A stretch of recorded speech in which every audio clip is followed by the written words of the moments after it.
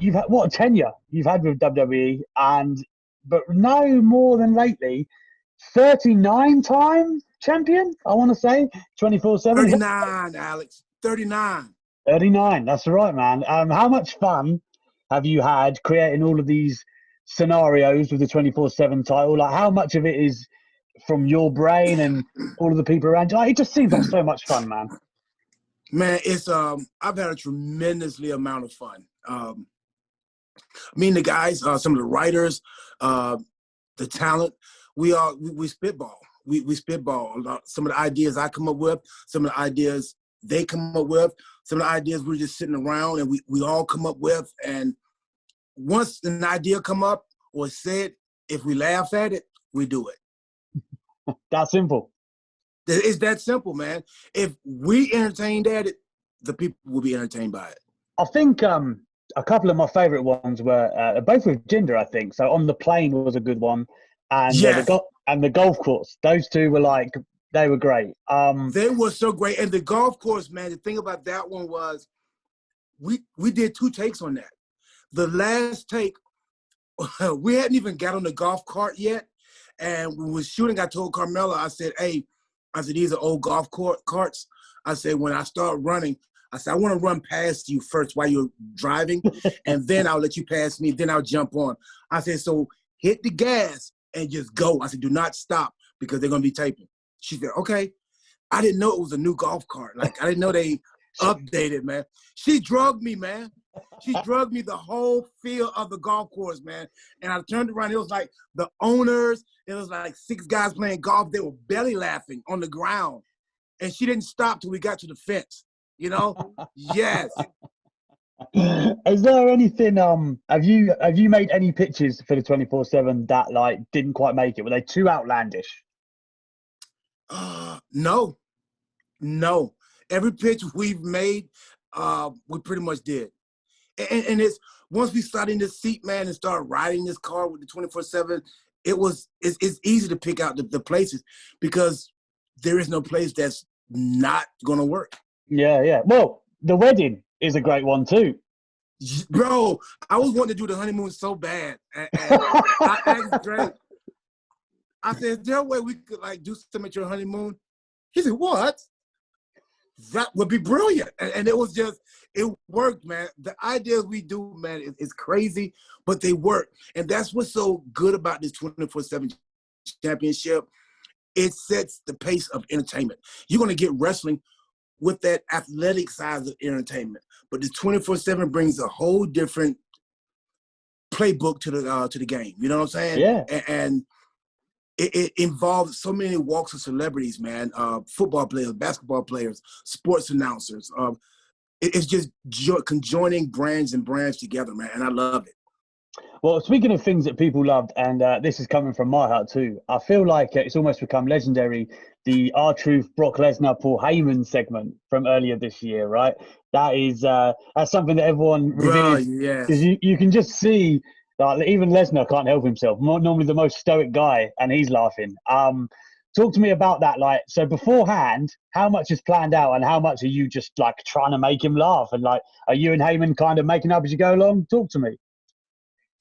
Man, it's I remember Heyman called me to the Gorilla, and before we went out, this is like 20 minutes before we had to go out. I had no promo. They didn't give me nothing, and I'm like, what is the promo? What am I supposed to say? And Paul is like, well, we have a bet going on, and we don't want Brock to know what you're going to say. We want you to make Brock laugh. I said, huh? Like, Truth, you're a funny guy, and we have a bet that you can't make Brock laugh. I think you can, but they think you can't, and so just wing it. We're going to wing it out there. I said, Paul, come on. He said, the only thing I need you to say is you're going to throw me on the top rope. We're going to wing it out there, and you're going to make Brock laugh. And once Brock came in, I'm like, damn, I think we should tell Brock what we're going to say. You know what I'm saying? It's Brock Lesnar. We should tell Brock what we're going to say, you know. I don't want him to be surprised by anything, and you know what I'm saying? Paul was like, this is going to be great. And I remember the moment, man, in the ring, and I'm going on and making stuff up in my head going on. And I saw when Brock looked at me, as in like that look of, what the hell is he talking about? Because I'm just babbling.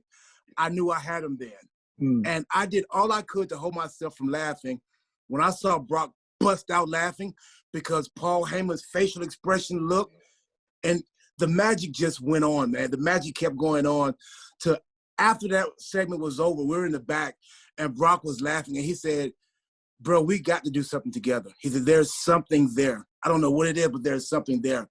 And we left it there. I know we can always go back and pick it up, but that was one of the highest moments in my career right there. Yeah, because that was the thing, right? There was loads of reports after saying that Brock had said that. For you, like, arguably, he's like the biggest box office star today. That must be amazing to hear. Bro, man, that was not even to mention that he's a cool dude, you know what I'm saying, backstage. To have Brock Lesnar say, we got to do something, you want to work with me, man, that was like, it was very appreciative, man, to my soul, you know? Mm-hmm. Absolutely. To my ego, to my career, to my time spent in the business, to everything I've done, to my accomplishment. Brock pretty much like, he gave it a hug. Yeah, yeah. That's what Brock Lesnar does. He hugs, right? Yeah. Okay. Yeah. Imagine Brock giving your confidence a hug, man, you know? It's warm, very warm. It's very warm, yes. Speaking of you working with big top stars, man, another thing that I loved, and I think this is because I'm a big fan of his, but you and Miz against Rock and Cena, like, you talking about big moments in your career, that must be a one that you revere and treasure too. Like, before you got, because this is the thing, I remember you as K Quick, right? That's how long you've been around. And yes, The Rock was around then, probably at his apex in his wrestling career. But yes. Was this really the first time you like worked or got to know him? And yeah, how was it, man? Back when I was K Quick and Rock was there, I think I did maybe one Royal Rumble with Rock, and that's the first time we've ever like physically done something. Yeah. Come back around to where me and Miz versus Rock and Cena. That was the first time ever, and throughout my career, that we've physically worked together. We've always been cool. I remember back in the Attitude Era when Rock was doing music with Wyclef, and he was asking me, hey, you think I'm trying to do too much? You think I shouldn't be rapping shit? I said, bro, do it. If it's, you know what I'm saying? I remember we was always cool. We were always cool, but he reached whole different heights once the Attitude Era was done. And to come back full circle and be in the ring with him, I remember the moment me and Miz, we didn't say nothing to each other walking through the hallway going to Gorilla. But the moment we got in the ring and the smoke cleared and we could see Madison Square Garden was sold out, packed out, and we looked across the ring and there was Rock and there was Rock and Cena. We looked at each other and just smiled. And right there, man, we gave each other dap and hugged. And we both knew what that meant then. Yeah. Yeah. I mean, like, you just said it yourself, man. Selling out Madison Square Garden is one thing. But to have that on your resume, man, like one of the big four pay-per-views against the greatest ever, like afterwards as well, like, how was it? Was everyone high-fiving like, yeah, that was great? Yes, everybody was high-fiving. No egos around. No egos at all, man. And it was all gratitude, humbleness, respect, appreciation. We were all a team at that time, man. And it was, to me, man, that was like one of the highest pinnacles of my career, man. It was just one of the best fulfilled moments that I can pat myself on the back and say I did it, you know? Yeah. And I'll always remember that. I think another thing that people associate with you is that, like, you're basically, if you want to do something with someone, like, you can make something happen with anyone, like Gold Dust, right? Like Carmella, you mentioned it earlier, great pairing. It seems like you have chemistry with anyone you go near. Is there anyone, I remember speaking to MVP and he was like, I'd love to work with this guy. Like, I'd like to get my hands on him and bring something out of him. Do you ever look at anyone on the roster and think, I'd love to just work with that person and just, you know, have some fun and bring some stuff out of them? I don't think I ever look at anybody. I do know that there's a lot. The Street Profit were one. I definitely wanted to get with them because they got it. They have that special it, that full circle it, psychology, ring awareness, and entertainment factor. They have all of that, you know. And those guys was one of the ones. And my thing usually is I just make it happen. My faith, man, is you know, it says the size of a mustard seed. My faith is beyond what the human eye can see, you know what I'm saying? Because I go off feel, and you just give that energy, and you just take people on that roller coaster, man. And when you touch emotions that people normally don't get touched, you bring something out of them, man. So I think each individual, each talent, each wrestler have their own unique way of either bringing that to the forefront or being with somebody that can bring that to the forefront. Mm-hmm. And I like being with people that want to have that brought to the forefront. And regardless of who you put me with or who you put with me, it's going to be brought to the forefront. Man, just you saying that, like Montez Ford has got charisma literally out the eyeballs. I'd like to see that. I'd like to see you guys do some things. Yes, man. In the back, in your locker room, we meet each other, like first time meeting each other. By the second time we first met each other, second greeting, we had already had this little thing that we do, and we didn't even know we made it up. You know what I'm saying? Yeah. And I'm like, dude, I said, you're good, man. You're like, you have that it. Yeah. Last couple for me before I know I have to let you go. First up, as a guy who's seen so much in the business, what do you make of Roman Reigns' heel turn? Did you ever think it would happen? Because it never quite happened for Cena, but Reigns looks cool right now, man. I haven't talked to Rome right now, man. I call him Rome. I haven't talked to him, man. He's Roman and Randy are two of the guys that I'll sit down and watch their match. I'll sit down and watch their seg because they have that it factor as well, and they have that psychology part of the business that draws you in. Whether he's a good guy or a bad guy, he's going to draw you in. I think he's going to, because of everything that's been going on, personal in his life, outside of his life, worldwide, I think he's going to draw from that moment, and he's going to make this heel turn. Like, I think everybody's going to feel the presence of that. Yeah, 100%. And to go back on, you said a guy that another talent, man. I did Raw Talk. It was my first time like having a talk with him on air, and it was Keith Lee. Tremendously amount of talent. I loved him before the Raw Talk was over.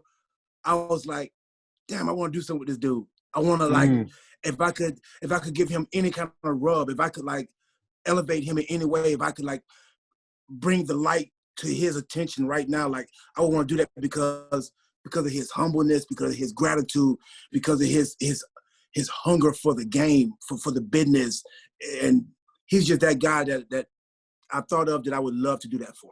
Yeah, 100%, man. Finally, I guess.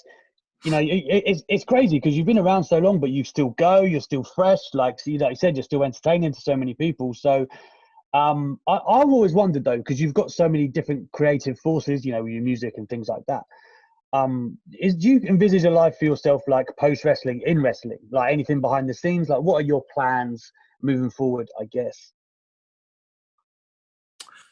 Man, Daniel Bryan used to always say, man, he said, truth looks young and never aged because he has no sense of time.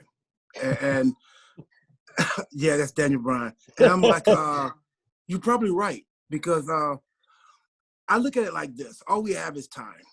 And we have to keep reinventing ourselves.